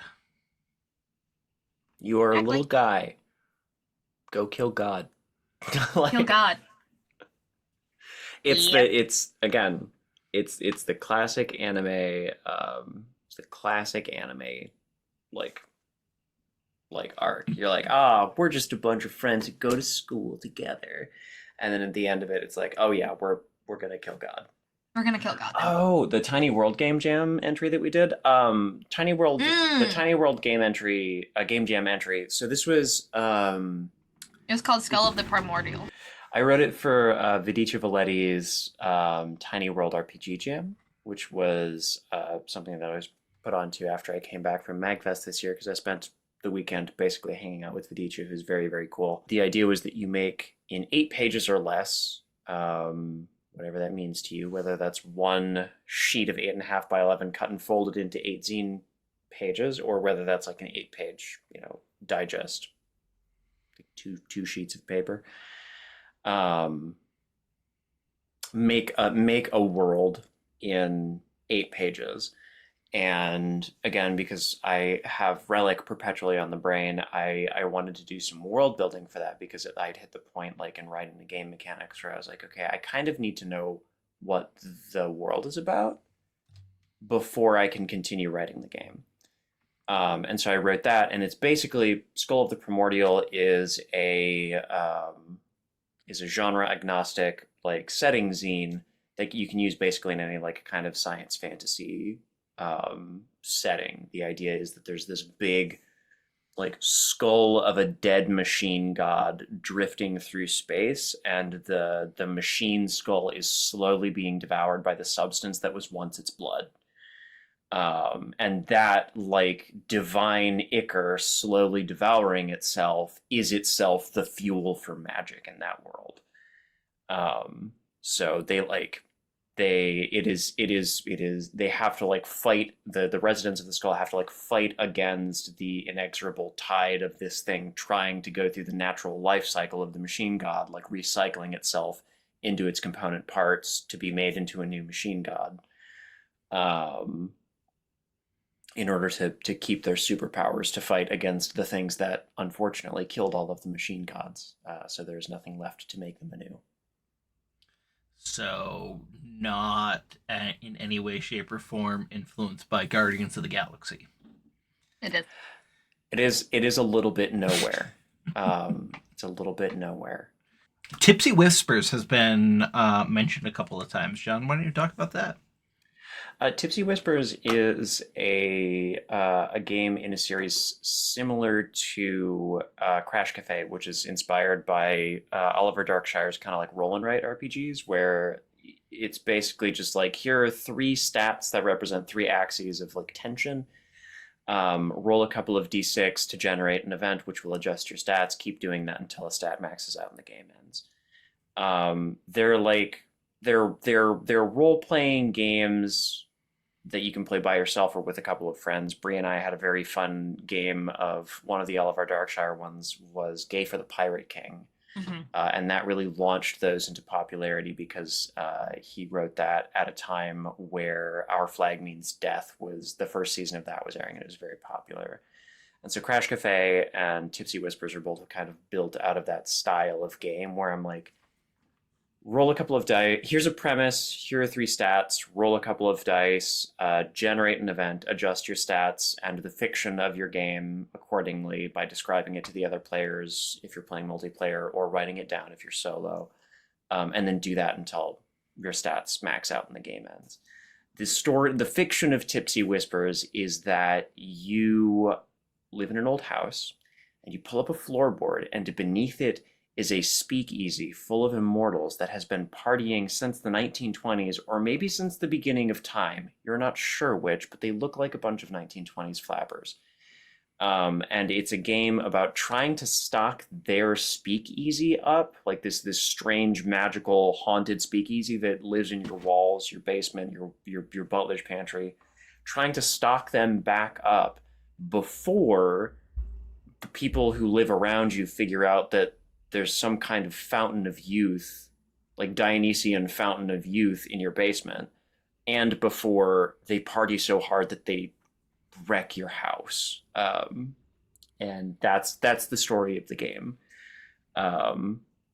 It's designed so that like it can end a lot of different ways. Perfect for like a little 30 or 40 minutes. Like you're like, oh, we have a connecting flight, and I have 2d6 in my pocket because I'm a tabletop gamer and I'm never without 6-sided dice. And so you can just be like, all right, well, quick round of Tipsy Whispers.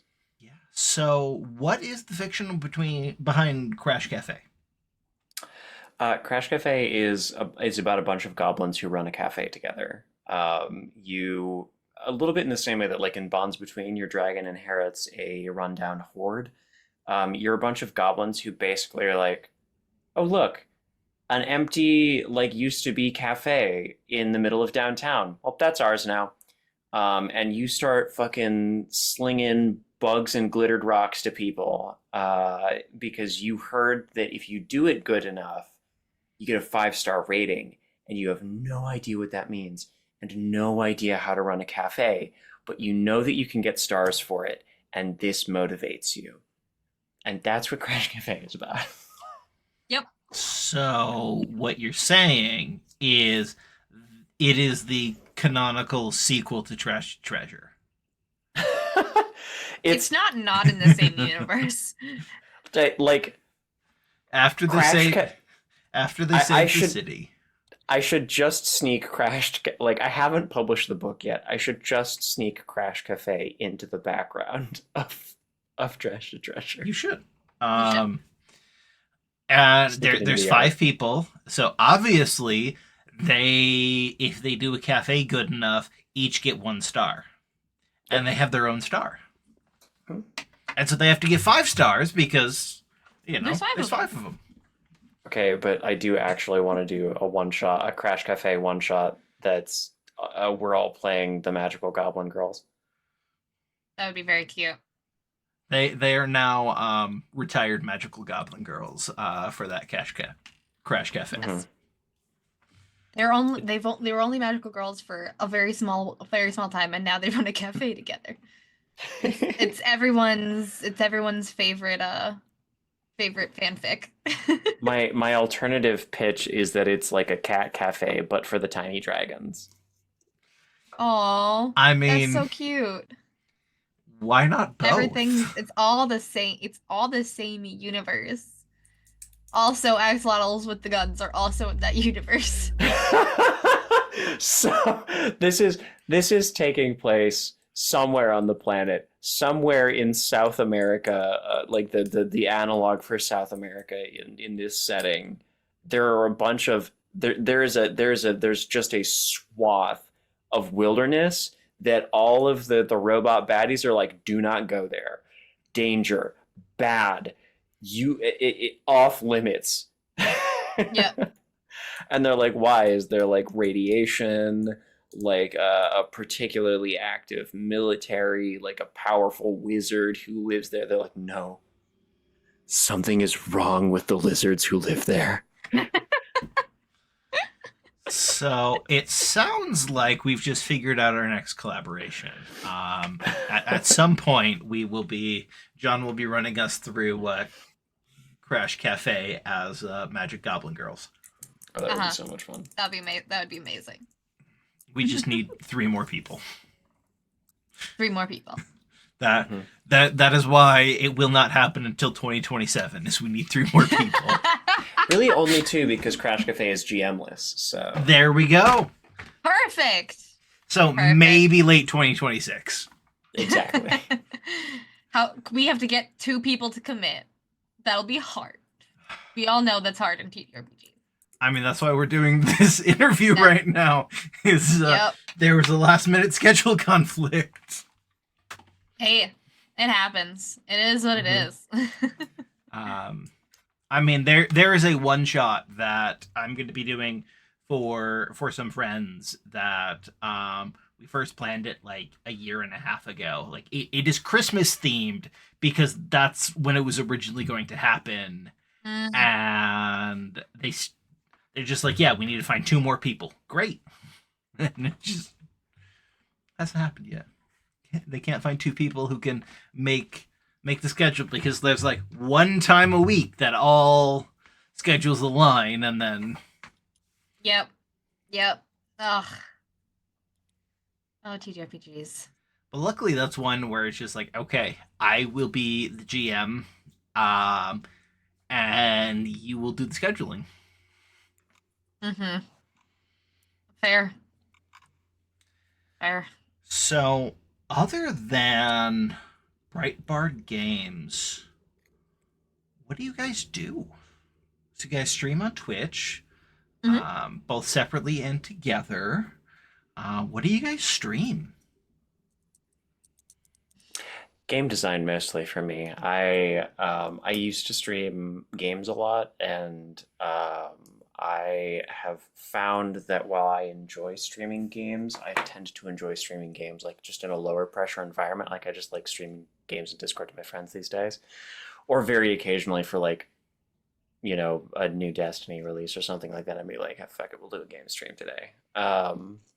But I really like the kind of come tell me about what you've been doing creatively lately while I work on creative projects that I feel like I can work on stream, and it's really nice to have like the sounding board that chat is, and to like have chat pitch me cool ideas, or have somebody be like, you should do this, and be like, absolutely not, and here's why, and that helps me understand my game better. It's very fun. Your streams are very, very fun. Yeah, I enjoyed them. And Brie, I think you recently did a survey about this very question for yours. Yeah, yeah. I do a lot of different things. Mostly centered around art specifically. I do some video games every once in a while. I do a lot of collaborative stuff. I kind of just do art is the main thing that I do, and then sometimes I do a variety of stuff, whichever kind of strikes my fancy, and what we kind of as a community are like, it'd be super interesting to try this, or to take a break and do this. So I don't know. It's I like to say that I stream. My stream is a community project. It is not just me doing a thing, as where I'm like, I am the one like pressing the button and like being on camera, but like I take into consideration like where I'm at, and also what other people are like interested in, and like what our zeitgeist is at the moment. And stream that stuff. There are some times where I'm like, I can't do that because I have a lot of client work, which is kind of where I'm at right now. And I'm doing a lot of commissions and client work on stream kind of only. But I like to try to do more community focused stuff. Not in an odd me. way. Not me taking one of your Friday nights and have commissioning you for something. That's not something I did, and by not I mean it totally is. There's also like the once a year where like Bree should play a hard spooky game that John is good at. Yeah. Where we do that. Usually like chat's like we should make Bree suffer through a Metroidvania game. Yeah. Well, there's some times where people are like, let's make Bree suffer, and I'm like, okay. I mean, there but like in a is- fun way. Yeah, in a fun way. There is an idea that I've brought up a couple of times and have yet to find. Ouch. Okay, everything's still plugged in. Wonderful. I accidentally karate chopped my my earbuds. Oh no. Oh, I hate when that happens. So not only did that hurt my ears, but it's like, oh, I have to make sure I'm still plugged in. And so an idea that I had that I think would be really fun is to have a couple of streaming friends and do a sleepover style stream where we all stream Phasmophobia in pajamas. That's fine. I've never played Phasmophobia. Where Matt says it became a horror game about a year after it came out. It went from a this is horror as you hunt ghosts to, oh, it's actually scary. Interesting. But Interesting. I think you guys might like it. John, I think you definitely would like it. It's you go into a house and you figure out what kind of ghost it is and Sure. try not to let it kill you. Right. That's kind of fun. Yeah. One of my favorite games ever is Metroid Fusion. Just because the first time you play that video game and you're going through the typical Metroidvania thing of like, oh, here's the reason we've contrived for Samus to have lost all of her powers again. Mm-hmm. And this time it's that you were attacked by a weird, like, self-replicating parasite that was trying to, like, kill you and take over your body, and they managed to save you a Metroid vaccine, and yada, yada, yada, yada, so you've lost all of your powers. and then like the science station where they saved you, you're like, all right, well, cool, I'm feeling better. Later, guys. And then it like explodes and goes dark, and you're like, oh, I should probably go back and check that out. And then the instant that you get there, you like you're there for 5 minutes, and somebody blows your fucking ship up, blasts the hangar open while you're like that you arrived in, and maybe probably an hour or two into Samus being on there, but like 15 minutes into you, the player, playing that game, you discover that the thing that is hunting you is you at full power. And the first time you're like, the encounters are scripted. And so, like, you know where they're going to come in the second, third, fourth time you play Metroid Fusion.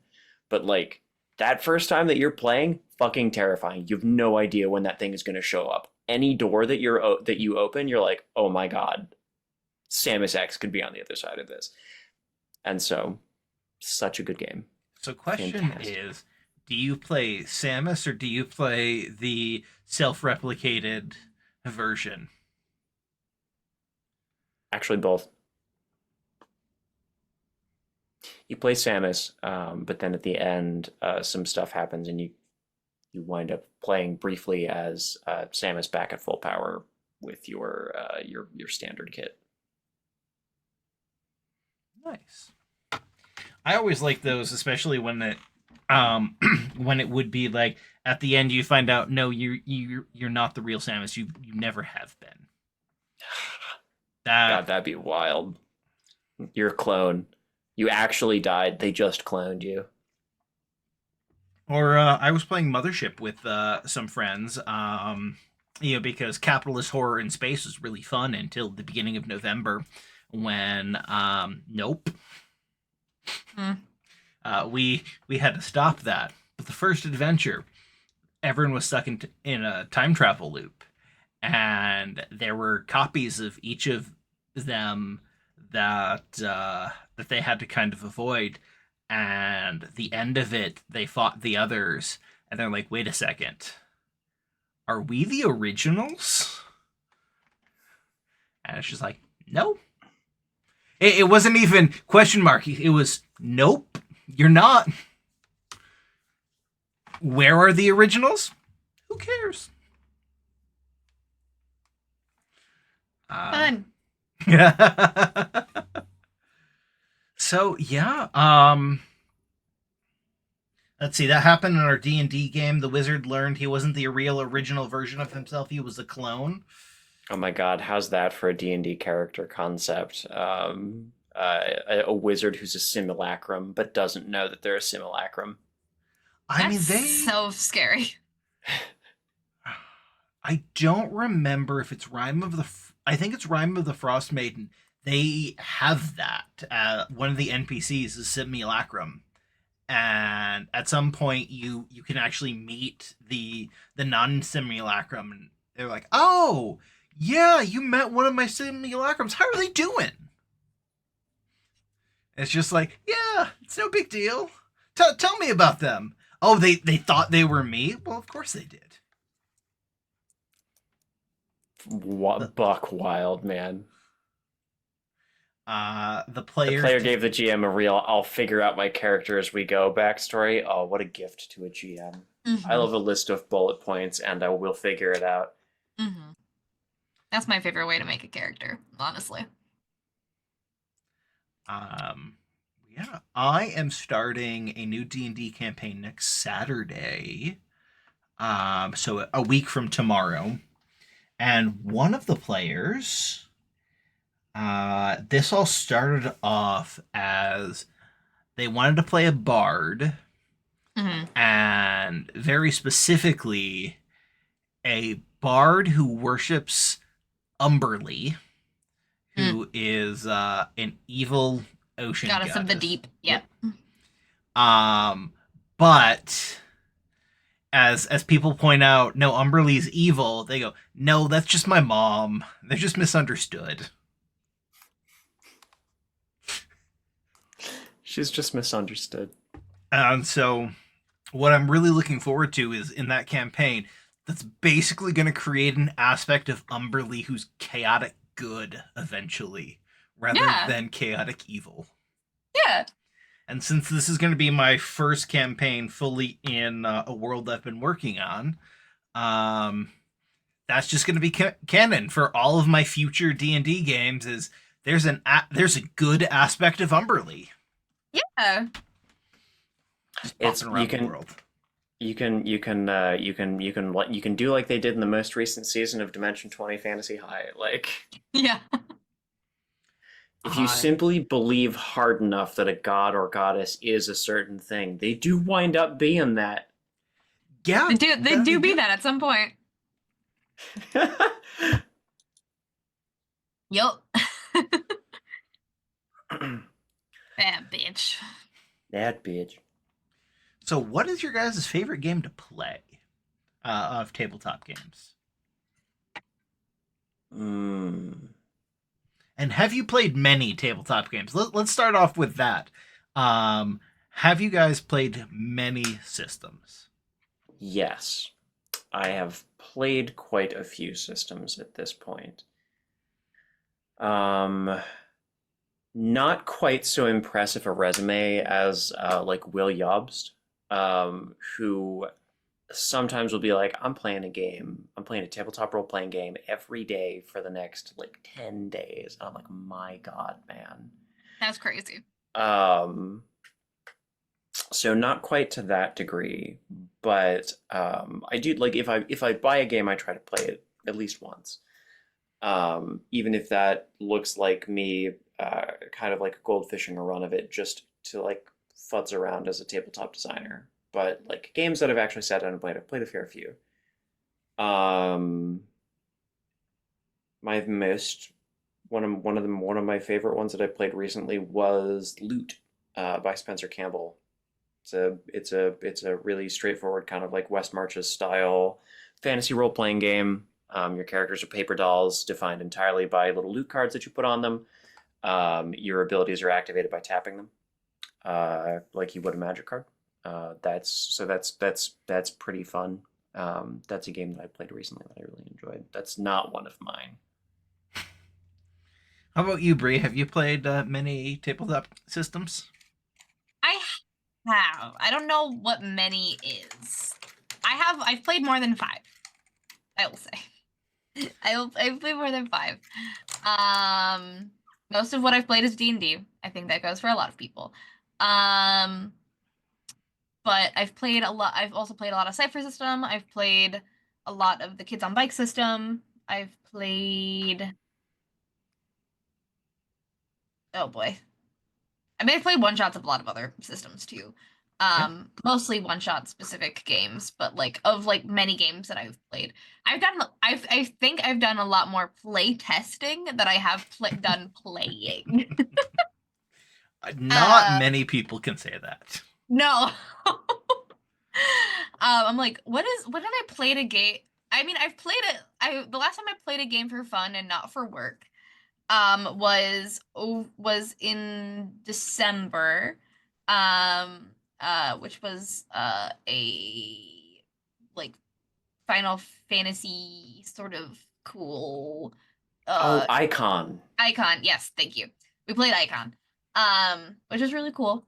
I really liked playing. I fell in love with the character I made, but I think my favorite like system to play in terms of just like how much fun it is and how like silly you can get with it is the Kids on Bike system with like the your stats or your dice. I love that so much. And you heard it here, folks. Bree does not consider this playing games with friends. She considers it work. I mean, it is with friends. I'm just saying. It's work. I'm doing marketing. Yeah, there is like a compartmentalize, okay?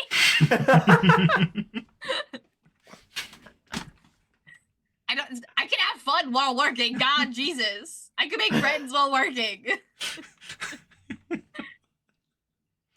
I'm an introvert. I have to justify my social interaction, okay? There's a budget. Like in the introvert like filing system. There's like a budget spreadsheet for energy. Yeah. And I can exceed the budget if it's for work. You're like, if I trick myself into thinking that it's not the same kind of social interaction, then I will perceive it differently, which will allow me to draw from a different set of power banks. Yeah. Yeah. Yeah. That does not relate back to creative audacity at all. No. That is completely separate. I'm Yeah. very healthy. The most healthy. Some most healthy. many say you are the most healthy. Famously. Okay. Let's kind of end there. Other than people knowing where to find you guys, is there anything you want to share last minute? Anything coming up with you guys, or? No, I think I mean I think we talked through most of it while we've been here. If you think our stuff is cool, come check us out at games. Or come check And check check us out at that games. check us out at games. Check us out at games. We'll be at Gen Con. We'll be at Gen Con this year. So if you want to come like see all of our stuff in person, and see us in the flesh space, you can do that at Gen Con this year. Yeah, and also check out our itch. Thank you so much for putting that up. But yeah, that's a great place to find all of our games. If you want physical copies, you can find them on Indie Press Revolution, or you can go to itch and get our PDFs. And all of us can be found on the Blue Sky, because that is the not Nazi run social media. It might be the only one right now. Yeah. We got a good like 5 years at least before it starts being run by a Nazi. So Hopefully. You can find me, Wayworn Worm. You can find Bree at BriDanann. Yep. John at Resident Bard, or you can find the company Bright Bard. Is it Bright Bard Games? I don't remember what the exact. I think it's Breitbart Games. Breitbart Games on pretty much all of our socials. I think our link tree is just Breitbart, but like yeah. Breitbart Games. Right? Yeah. If you look up Breitbart or Breitbart Games, you'll find us. It's unique. Thank you so much, everyone. I'm gonna figure out who we're gonna raid, but good night. Good night.